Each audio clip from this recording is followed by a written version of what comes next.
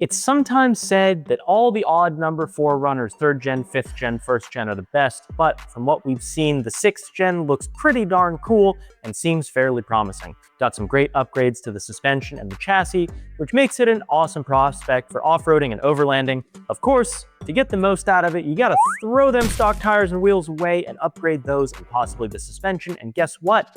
We sell wheels, tires, and suspension. So we're here to show you some wheel and tire setups for these trucks. They're gonna take them from stock to super rad. This guide is specifically for the 6th gen 4Runner 2025 plus. The front third of these trucks are supposedly very similar to the Tacoma, but guess what? We haven't made a fitment guide for that yet. So if you got a Tacoma, check this out. And we're hopping on the bandwagon for the 6th gen 4Runner, so enjoy. If we should do a Tacoma guide, drop a comment down below. Now, the basic info is 6 on 139.7 lug pattern, M14 by 1.5 lug thread, 95.1 millimeter center bore, and 96 foot-pounds of torque on the wheels. Nothing particularly special. There's two notable changes: M14 wheel nuts instead of M12, and a smaller center bore than the old Toyota standard of 106. Wheels designed for older generations won't fit without the lug holes being drilled out, but luckily most wheel manufacturers make M14 anyway, so if you have any doubts, just contact us before you order and we can just confirm that the wheels are going to drill, that the wheels are actually going to fit your truck. To the latter point, on center bore size, the 6th gen is smaller. You just need a hub-centric ring. It's really simple. You can probably get away without one, but it is going to vibrate a little bit. Now, the factory wheels, there are a ton of differences in the trim levels. This seems to just be a Toyota thing that they do. There are a whole bunch of trim levels with various suspension and factory wheel and tire combinations on them. We even see the addition of a new trim called Trail Hunter, which I hope they build kind of a Raptor-esque one of these, but who knows. Luckily, we are familiar with Toyota nomenclature, seeing as we just did a guide for the Tundra and have a ton of other Toyota guides on our site. The convenient thing is that while the suspension is different in terms of travel and rebound, the ride height is all the same, which is fantastic for wheel fitment. You obviously do have to consider tire size in that equation, so that adjusts ride height, but the actual lift amount's the same. So, on the screen, instead of me reading this out to you, our lovely editors are going to put this table of the different wheel and tire sizes for these trucks. And while they do that, I'm going to tell you that if you want to see more fitment guides, be sure to hit the like button, hit subscribe on our channel. It really helps us out.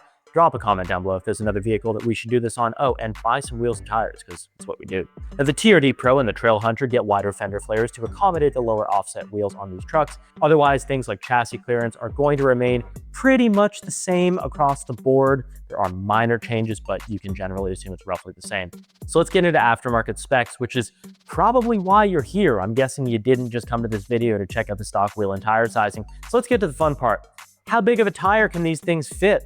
Well, wheel offset plays a huge role in how large of a tire you can fit. Higher offset gives you, in stock form, the narrow fender models, i.e. the non-Pro and Trail Hunter come with a 45 to 55 offset. The perfect offset seems to land somewhere in the 30s, say 35 for argument's sake. Unfortunately, a lot of aftermarket wheels in the truck world are in like the 12 to 20 range. These still look good, but you probably need slightly smaller tires to make them actually fit on your truck. Now, the Pro and Trail Hunter are about 1 inch wider per corner, so this translates to about a 0 to 15 offset, which is more in line with what we typically see on off-road wheels and tires to get a similar amount of poke. The same goes if you plan to put wider flares on your SR5 or to lift it so the wheels can actually stick out.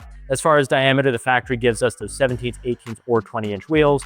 Naturally, 17s or 18s are preferred for off-roading. 17s really look the best in my opinion. Aftermarket wheels usually run 8 to 9 inches wide. And as far as tires go, compared to the last gen, you can go a bit larger on the tires. About all trims can run as close to a 33-inch tire with factory wheels. With a lower offset, say a plus 30, you might need to go a little bit smaller, like a 285/70/17, which is 32.7 inches, as opposed to 33. In the next section, I am going to talk about the typical mods to gain extra clearance. And if you click the link down below, we've got this whole guide on there that has like images of how to actually do the trimming, the deleting, and the other mods that you're going to need to do for more clearance. If you want to run some wide wheels or large tires, there are additional mods that might be needed on top of suspension, depending on the setup you're running, but these are new trucks, so we're going to try to stay away from having you cut it up. The first thing to go though is the mud flaps. It's pretty self-explanatory. For off-roading, you probably want to remove the front air dam as well. The next thing would be repinning the front fender liners and deleting the crash plates. Both of these are relatively simple and reversible modifications.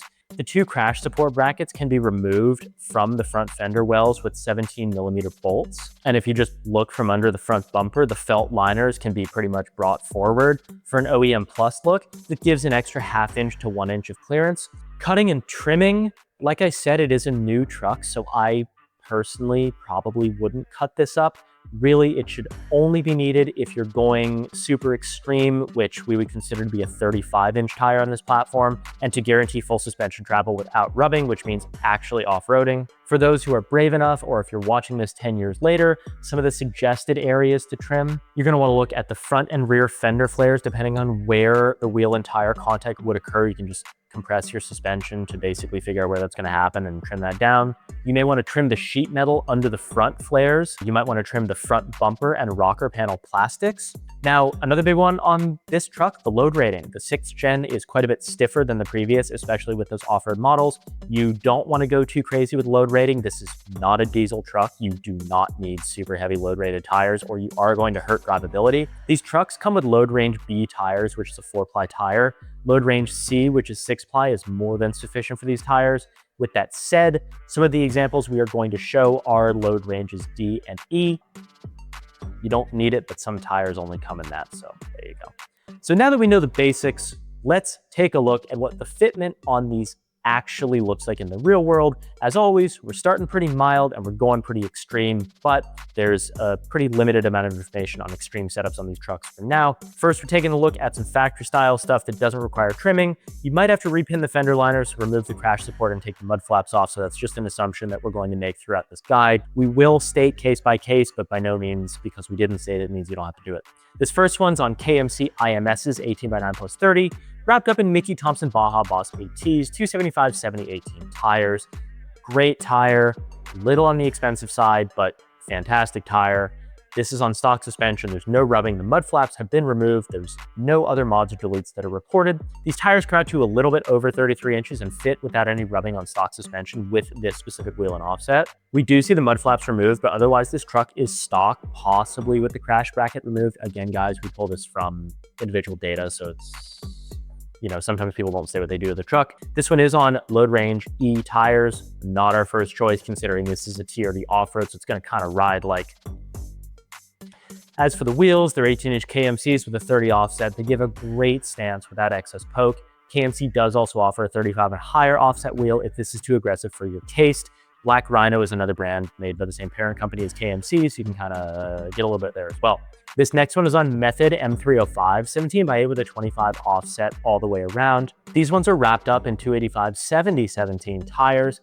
This one is again on stock suspension. There's no rubbing and the mud flaps have been removed. So this is what aftermarket 17s look like on a 6th gen. I like 17s more than 18s on these, but there you go. These are a little lower offset at +25, but are a little skinnier, so it's effectively the same.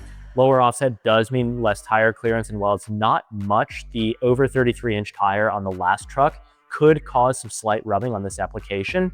It is better to size down. 285/70/17 comes out to 32.7 inches. It's factory on the Raptors. It's plenty of tire for a 4Runner. No one can tell the difference. No lift on this. The mud flaps were removed, but otherwise this truck is reported to be fully stock. Now we're taking a look at some Toyota stocks on this next one. This is on the Trail Hunter wheels. These are wrapped up in NITTO Ridge Grapplers, 285/70/18s. The GRAPPS are probably the most popular tire of 2025, so great tire even on those stock wheels. You may need the liners repinned, probably need the mud flaps removed. This is the new Trail Hunter. This one is stock wheels, as I said, with 285/70/17s. They come out 285/70/18s. They come out to 33.7, or basically 34 inches. There is no rubbing lock to lock. The mud flaps are installed, but you probably just should take them off. It may clear when you're cruising, but the second you hit a trail, some problems might begin to come up. So I would say generally, you probably just want to do those easy mods that we talked about. It's cheap insurance to not damage those on the trail. To replicate this look on a non-trail hunter, you can put similar tires on your factory wheels or go for a 20 offset with the addition of wider trail hunter fender flares on a lower trim. Now you're probably bored of stock setups, so we're going to talk leveled and lifted. Whether it's the popular Westcott preload collars, whether you're running spacers on your springs, or even a full-on lift kit, this is the section for those of you looking to go a little bit deeper with your 6th gen. This first one's on Fuel Rush 18x9 with a 20 offset wrapped up in BF Goodwrench KO3 285/65/18 tires. This one's got a Ready Lift 1.5-inch front level lift kit, and it's a TRD Sport. Is the lift kit needed for these tires? Probably not, but considering the wheels are 20 offset and 9 inches wide, it just gives your truck a little bit of breathing room.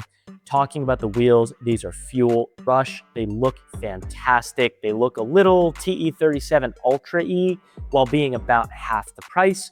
This setup doesn't rub and would probably work just fine without the lift too, but this one is obviously lifted, so we would probably recommend that if you want to run the same. Now this next truck is on Stealth Custom Series FA16 17x8.5 with a 20 offset. These are wrapped up in BF Goodwrench KO3s 315/70/17 tires. This one's got that Westcott collar kit that I mentioned earlier, trail hunter fender flares, mud flaps, and crash brackets removed. The main motivation for a lift is to run some big old tires, and this TRD offer is able to fit these that are a little bit over 34 inches with a Westcott collar preload kit.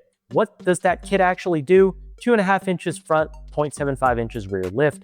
It needed some basic mods like the repin fender liners and the crash supports removed, but otherwise, the fitment is not particularly difficult and the owner reports no trimming or anything like that needed.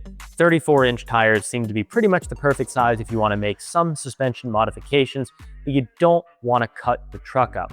This one has wider trail hunter fenders, which are definitely recommended. Honestly, they just look super good, but also they let you fit much wider and lower offset wheels combined with tires that are almost 12.5 inches wide. The KO3 is one of the hottest tires right now. This truck has the V1, which is still a good tire, but if you're dropping KO3 money, you probably want to ensure you get the updated V2. We have a full feature on the KO3 up on our website, which talks about the 2 variants of the tire. It's interesting if you're a nerd about tires, and we've got that linked down below as well.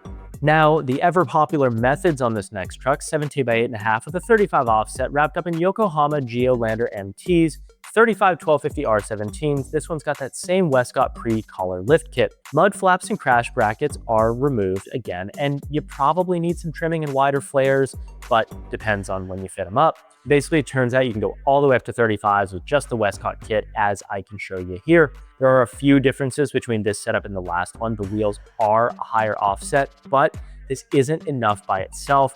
You will need some trimming. If you just wanted to clear for, say, a street setup that will pretty much never see off-roading, you might be able to get away with just the normal deleting of extra stuff, mud flaps, crash brackets, and repinned fender liners. But if you plan on off-roading, the thing is, guys, if you don't trim, you're gonna destroy those parts on the trails, and it's a lot cheaper to just trim it in your driveway than it is to like completely destroy a fender flare and have to buy a new one.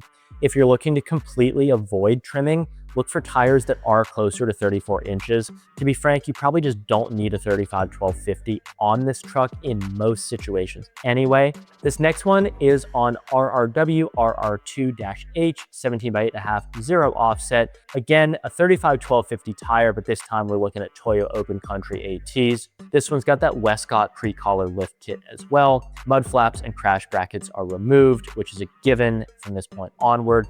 There was body trimming needed to clear under suspension load as well. 0 offset wheels are going to give you a lot of poke on non-pro models. This truck has factory flares, but we would probably recommend going to pro or trail hunter flares with a similar setup. Even if you don't really plan on running 35s, it's just the wheel offset's so low, it's going to poke quite a bit. This setup did need trimming to the bodywork to clear, and again, just because it clears on the street, guys, doesn't mean it will on the trails. Extending bump stops and trimming the sheet metal under the flares will be needed, which is probably excessive for most people on such a new and expensive truck, but props to this guy for doing it. The 6th gen 4RUNNER is still in its infancy as far as modifying them are concerned. Sure, people have put 35s, even 37s on there, but there's still a lot to come.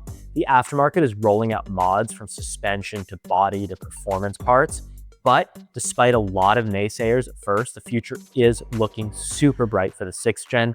I think they look great. While we don't normally suggest wheels that haven't been tried, we have seen certain things on older generations that pretty much will port directly over and know they'd look super good on the 6th gen. So think just about all the big JDM brands. You've got Wedge, you've got Work, you've got SSR, you've got Volk Racing, Advan, and guess what?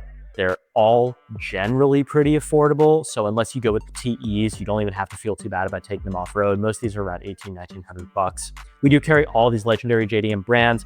So if you are looking for some JDM flair on your JDM truck, head over to our website to pick up your set. If this guide helped you out, please drop a like, drop a comment. Thank you all so much for watching, and I'll see you in the next one.